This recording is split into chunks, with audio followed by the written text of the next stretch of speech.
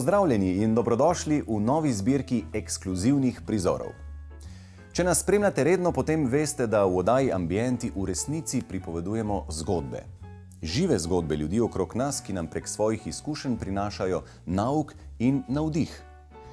In med najbolj navdihujočimi so gotovo tiste, ko iz starih, pozabljenih, neprivlačnih prostorov dobimo nekaj novega, svežega, popolnoma drugačnega.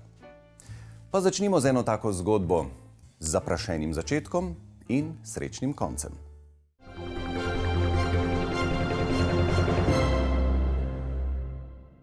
Temu, kako je iz velikega zapuščenega podstrešja nastalo prostorno, moderno stanovanje, v resnici težko rečemo prenova, kajti gre za rojstvo nečesa novega, čudovitega in svetlega doma.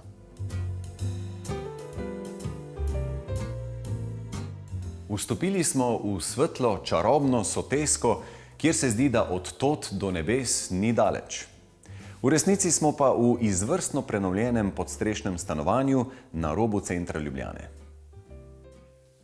Samo arhitekti biroja Superform iz Ljubljane in lastniki stanovanja zares poznajo razliko med prej in potem. Mi si jo bomo lahko le delno predstavljali ob naslednjih fotografijah. Marjan, stojiva v fantastičnem mansardnem stanovanju, za katerega ste prejeli nagrado Interier leta 2017. Ampak, ko ste prvič stopili v tele prostore, so izgledali popolnoma drugače. Kakšno je bilo prvo stanje tele mansarde? Ja, ko me je naročnik povabil, da si naj ogledam to mansardo, se pravi pod streho, sem prišel z namenom, da mu dam na svet, ali se to splača iti v to investicijo, pa če se da kaj takega pametnega ven narediti. Sem seveda, takoj ko sem prišel, sem bil navdušen nad to prostranostjo, velikostjo podstrehe. Drugače pa mene ni presenetila v smislu podobe podstrehe, zato ker mi smo pač tega vajeni. Klasična, tipična podstreha, tako kot je podstreha vsake meščanske hiše. Torej, kaj smo videli leseno konstrukcijo, ogrodje, potem po tleh je bilo seveda te opečnate zidaki kot tlakovci in te horizontalne v bistvu traverze od obešala in polne lesene konstrukcije. Zelo je bil pa temen prostor, ne. In ravno pri tej leseni konstrukciji verjetno je bil prvi izziv, kako jo odpraviti, narediti tole prostornost, zračnost in kam ste dali les oziroma kaj je prevzelo funkcijo tiste lesene konstrukcije? Ja, vsaka naloga je specifična, tudi ta je bila. Se pravi, mi na začetku nismo vedeli, da bomo naredili takšno podobo, da bomo konstrukcijo začeli skrivati, ne, ker še nismo prišli do nivoja neke ideje. Ampak potem, ker je bilo izhodišče tako, da so naročniki želeli čim več svetlobe vnesti v prostor, smo želeli ta prostor izpostaviti. In ta konstrukcija je bila v tem elementu, na tem nivoju, je bila takoj odveč in smo začeli razmišljati o tem, kako bi jo v bistvu skrili. To je bil en razlog. Drug razlog pa je, če smo želeli v bistvu narediti to pot, tlak brez horizontalnih preprek, preko katere bi mi mogli stopiti, smo mogli dvigniti nivo in v tem primeru bi se že zadevali z glavo ob te horizontalne lege. Da sta bila dva razloga za to, zakaj smo šli s tanjšimi kovinskimi horizontalnimi konstrukcijami. Spremeniti podstreho v stanovanje? Najbolj preprosto bi bilo obsežni volumen pač razdeliti v sobe in prostore, namenjene posamičnim potrebam bodočih stanovalcev in zapreti nekoristno ožino pod slemenom. Arhitekti biroja Superform pa so oblikovanje prostora gradili na drugačni osnovi.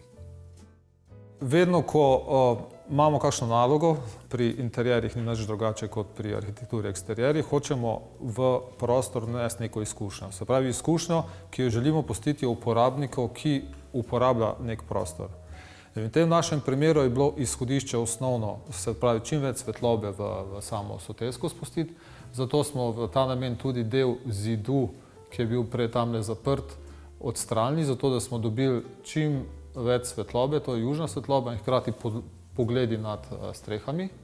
Potem smo pa hodnik oblikovali na način, da postane hkrati tudi dnevni prostor. V tem delu se razširi kotljak, se razširi v bivalni prostor, jedilnico in kuhinjo in v zadnjem delu se razširi v TV sobo, ki je ločena v tem primeru. Zdaj, na kak način oblikovati ta prostor, da ni preveč anemičen, ampak da zbudi neko izkušnjo, smo pa vzeli misli za pomoč, se pravi neko orodje oblikovanja, ki smo ga vzeli iz narave in smo vzeli Sotesko. Soteska če si jo probamo malo predstavljati, je zmeraj tak, da v bistvu ima zelo take neravne površine vsake strani in svetloba prodira iz vseh strani, in od zgorih, in od spredaj, in od zadaj, ne. To smo vzeli mi za izhodišče in smo probali na tak način tudi oblikovati ta prostor. Se pravi, ta prostor je neka transformacija soteske v bivalni prostor. In zato tudi te lomljene površine na poševninah. Ja, lomljene površine pa same po sebi nastanejo, zaradi tega, ker iz vsake strani smo mi organizirali prostore. Se pravi, imamo izhodne strani, imamo bivalne prostore, iz zahodne isto. In kolikor se te prostori povečujejo in manjšajo, se tudi v tlorisu se bližajo stene in širijo. In če hočeš to povezati z skupnim slemenom, lahko poveže samo z trikotniki in nastanejo same po sebi. Teda lahko rečemo, da v bistvu svetloba oblikuje ta notranji prostor. Ko se ozremo navzgor proti nebu, v stičišču poševnin zasveti linijsko svetilo. Seveda najboljša rešitev bi bila, da ne bi bilo to svetilo, ampak da bi uspeli razpreti streho na ta način, da bi pridobili noter naravno svetlobo. Seveda to ni bilo mogoče na ta način, ampak hkrati smo pa želeli poustvariti tisto občutek soteske, ker tudi v soteski svetloba naravno prihaja od zgoraj. Barvna paleta lahko rečemo, da je trendovska. Veliko bele barve, antracit, svetli odtenki. Kar se tiče trendov, jih mi probujemo čim bolj zanemariti, zdaj, ker trendi so minljivi, ne. To, da je trenutno trendovska, je zgolj posledično zaradi naše ideje, ker je bila svetloba osnovni element oblikovanja prostora in svetloba je tudi za nas bela barva. Bela barva je svetloba, temna barva je pa tema, ne.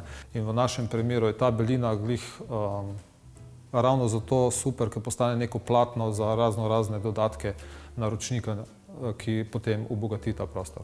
Les seveda je pa tisti element, ki želi biti topel, ki doda toplino temu prostoru, tudi recimo se navezuje na barvo soteske in se na ta način povezuje. Terasa v mansardi ni ravno nekaj vsakdanjega. Ta je nastala zaradi umika stene, kar je povečalo osvetljenost notranjih prostorov, najbolj pa spalnice staršev.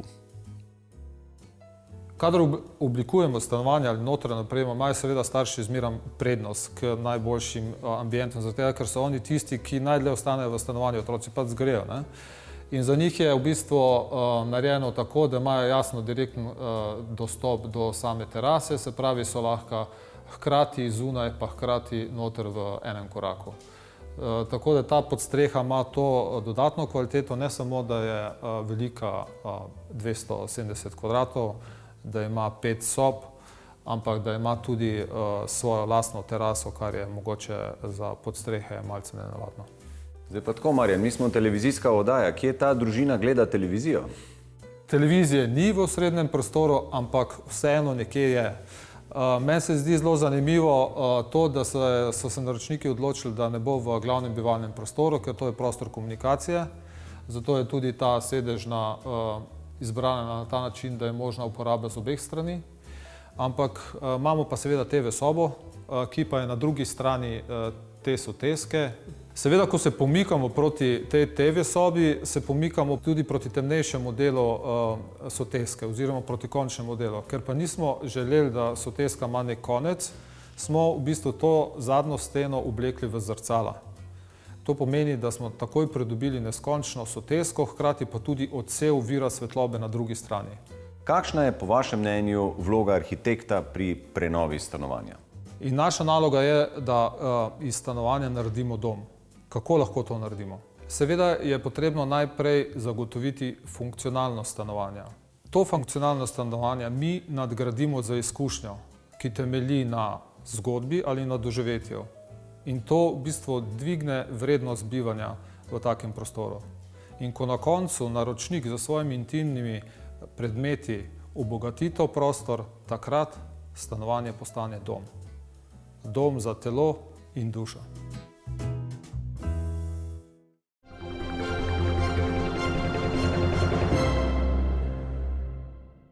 No, nujna sestavina takih zgodb pa so seveda vizionarski lastniki in arhitekti, ki se ne ustrašijo administrativnih, časovnih in še kakšnih drugih preprek. V nadaljevanju vam pokažemo stavbo, ki je bila s strani Evropske komisije izbrana kot pilotski projekt trajnostne gradnje in prenovljeno hišo polno zgodb o kateri so lastniki po gradnji napisali še knjigo.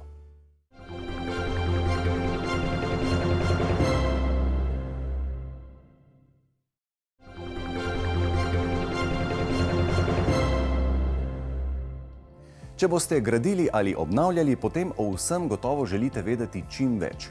Pred kratkim so v Škofji Loki odprli poseben center, ki izvajalcem in kupcem predstavlja najsodobnejše koncepte trajnostne gradnje, primere zelene strehe, učinkovite izolacijske rešitve in še marsikaj. Obiskali smo jih. Gospod Lanišek, zelo enostavno vprašanje, in sicer kakšen je namen in kakšen je pomen tega vašega centra? V gradbeništvu so stalne izboljšave nekaj, kar je stalnica, določene so prebojne in temu je namenjen ta center. Želimo dejansko usposabljati naše deležnike na področju same gradnje, kjer morajo tako investitorji kot izvajalci in projektanti najti neko skupno točko, kako te nove smernice, nove standarde uvajati na ekonomsko dober način, za bivanjsko dobre standarde in pa seveda nenazadnje tudi okoljsko sprejemljive. Sicer pa je sam center seveda namenjen tudi širši javnosti, končnim uporabnikom, torej investitorjem. Z tem centrom in želimo pokazati, kakšne so možne rešitve.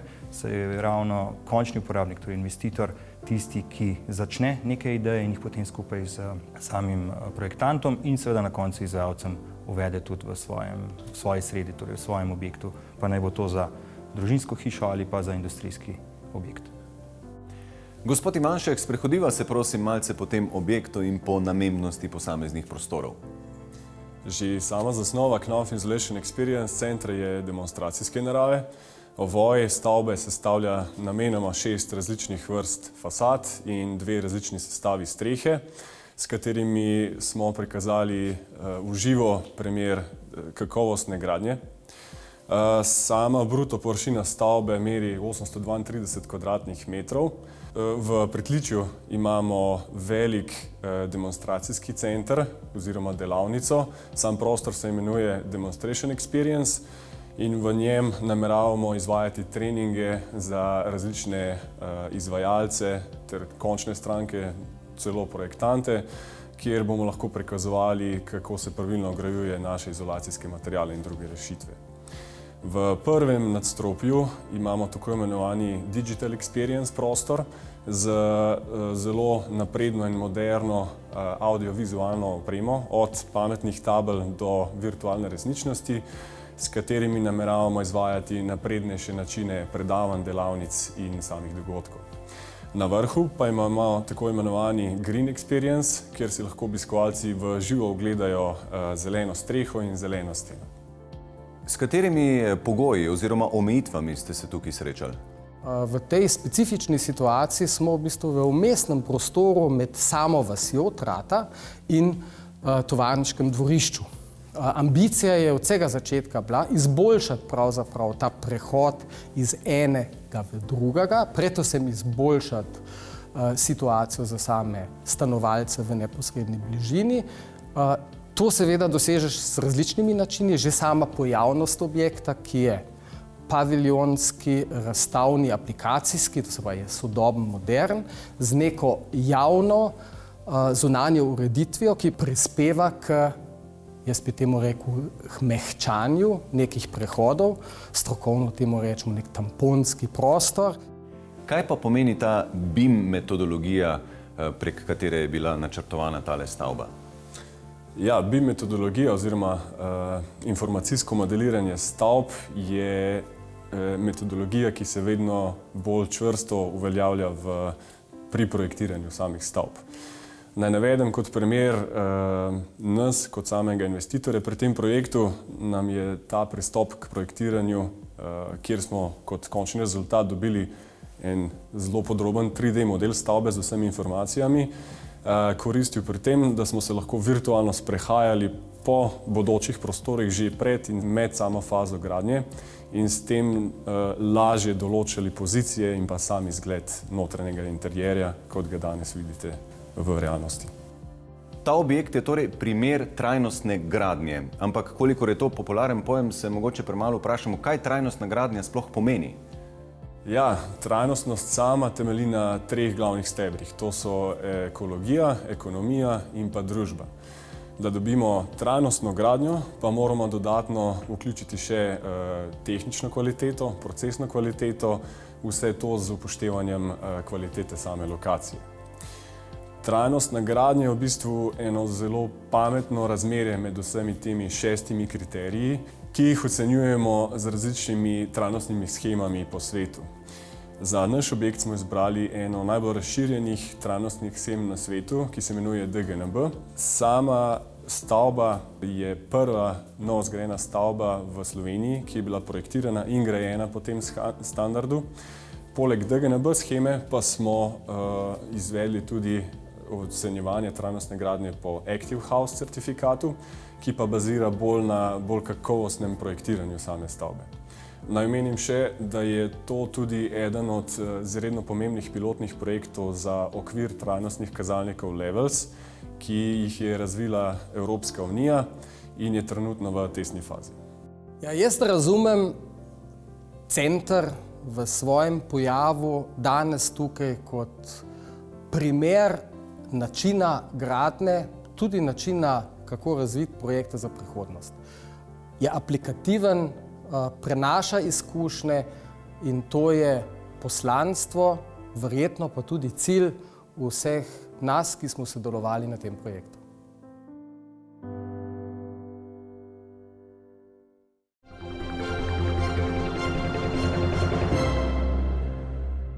Lepe slovenske hiše niso samo v Sloveniji.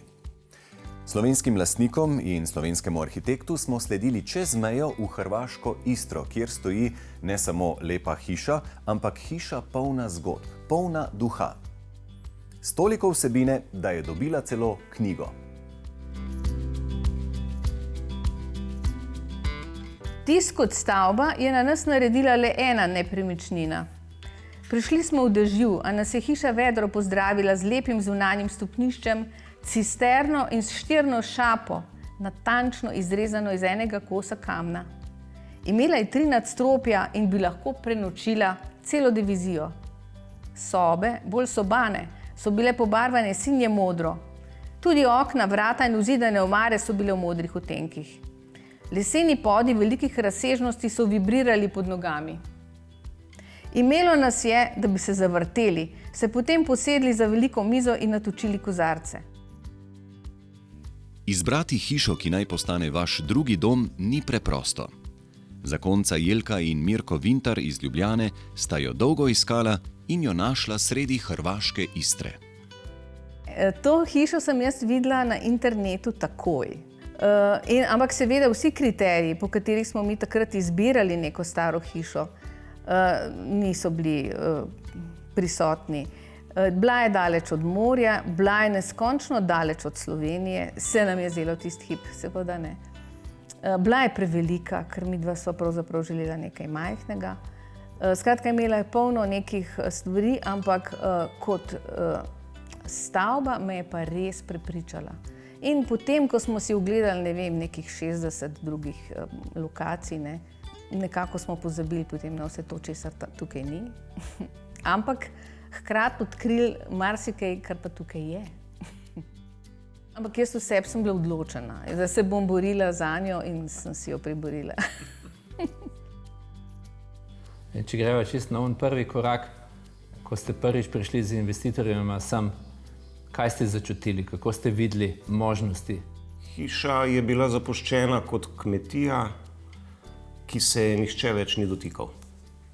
Se pravi, več ali manj je bila prepuščena propadu in zaraščena, načeta od dežja, se pravi, streha je imela nekaj lukenj, se pravi, leseni deli so bili več ali manj mokri. Torej, zidovje je bilo pa, ja, seveda ponosno stalo pač v vsej svoji debelini. Prispevek o istrski hiši zakoncev Vintar smo začeli z odlomkom iz knjige, ki sta jo v hiši napisala solastnica gospa Jelka Vintar in arhitekt Dimitrij Jeraj. V njej je arhitekt uporabil zanimivo oznako za posebnost te stavbe – ladijskost. Kako naj to razumemo? V resnici to pač pomeni neka prostornost. Neka prostornost, konkretno v tem primeru pa pomeni tudi malce, kako bi rekel, metafora za življenje, način življenja, življenjski slog investitorjev, ki so veliko prepluli. Šlo je pravzaprav za to, da bi ta lokacija ali ta stavba kar naprej ti dajala neko možnost za različne aktivnosti. In to sem tukaj videla. In to, kar je arhitekt prej omenjal kot ladijskost in to krožno prehajanje po hiši, to meni ogromen pomen, ker nikoli nikamor ne prideš v nek prostor, da ne bi šel naprej po tej poti in skratka dinamična mi je, dinamična v vsem. Kot stavba sama in kot to, da ima dva vrtova, da je povezana hiša, da skozi hišo hodiš na enega ali drugega, da je tukaj toliko možnosti za najrazličnejša aromatična zelišča, rastline, rože, ki jih prej ni bilo. Celovit vtis po prenovi je prostornost in pretočnost ter zadržan mediteranski značaj interierja. A ne le to. Arhitektu je uspelo s projektom podati najlepši odgovor naročnikoma jadralcema. Hiša kot ladja. Iz 1000 ton kamenja je naredil hišo, ki deluje lahkotno in je dinamična kot jadrnica. Vstavil je kovinsko leseno etažno konstrukcijo in strešno konstrukcijo, ki spominja na rebra lesene ladje. Ves tloris pritličja in etaže je povezan z 2 stopniščema, kar je pravzaprav ideja palube, po kateri se lahko krožno sprehajaš od premca do krme in nato skozi obe etaži vsadil os, dimnik, ki je pravzaprav jambor, voluminoznost ostrešja pa kot napeto jadro. Knjiga o tej hiši, iz katere smo slišali odlomek, je nastala, ker je hiša polna zgodb. Šola je bila tako organizirana. Namreč v avstrijskih standardih, takrat, ko je šola nastala konec 19. stoletja oziroma ta se je odprla 1906, takrat so iskali stavbo po vaseh, ki bi bila za šolo primerna. In določila so bila naslednja. Morala je biti nekako izolirana od drugih hiš, torej ne del neke druge stavbe, ampak nekje na koncu vasi, da bojo otroci na vzvišenem, na nekoliko vzvišenem terenu, je pisalo, najbrž zaradi vlage. Morala je imeti prostore, ki so bili 12 čevljev visoki, morala je imeti 6 oken, na vsako stran 3 ogromna okna, zaradi svetlobe seveda. Ta šola je bila sploh posebna, ker je imela celo pečko, tako lito železno pečko, ki jo moram še restavrirati. To je kar lepa štirna, ker z večinoma vasi teh štirn recimo 100 let nazaj skoraj niso imele. To je bilo že tako drag poseg, ker je moralo biti zgrajeno iz rezanega kamna. Škure, po slovensko polkna. Istrske podeželske hiše imajo tradicionalno malo oken, saj je mediteranska svetloba žareča in utrudljiva. Že majhna odprtina prepušča dovolj svetlobe za preprosta opravila. Masivne lesene škure so kot veke na očeh hiše. Ko jih zjutraj odsunem, se zlije v notranjo svetloba in svežina jutra. Hiša s tako bogato vsebino in skladno formo lahko nastane le takrat, ko naročnik in arhitekt prisluhneta drug drugemu in tako spodbudita ustvarjalnost. Mučil bi se s tem, ne? Skratka, prepuščam se toku ustvarjalnega procesa in dejansko se tako zgodi, da te potem rešitve presenetijo. Pravzaprav skoraj vse, no? Od investitorja do mene, no? Jaz tudi poskrbim, da me presenetijo. Hiša ima neko posebno dimenzijo, sva modrovala z arhitektom, ki jo vsi obiskovalci pa še posebej občutijo kot harmonijo svetlobe, geometrije, materialov in duhovne živosti. Ima zanimivo poreklo in izročilo, ki se je spojilo z našo notranjo energijo. Stoji na robu vasi, vendar v bližini žive kmetije s številnimi domačimi živalmi, osli, konji, kravami. Je kamnita in težka, a vendar lahkotna, dinamična in okretna, odzivna in sočutna. Je nova, a vendar že od nekdaj naša.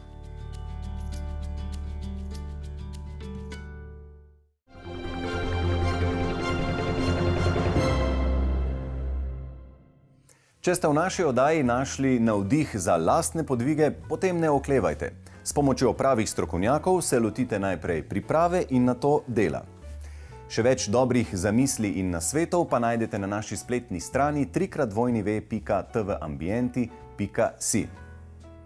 Lep pozdrav do prihodnjič in ne zamudite naše zadnje letošnje oddaje, v katerem vam bomo predstavili, kakšne skoraj nič energijske stavbe bomo gradili v prihodnosti in družinsko hišo prilagojeno osebi na invalidskem vozičku.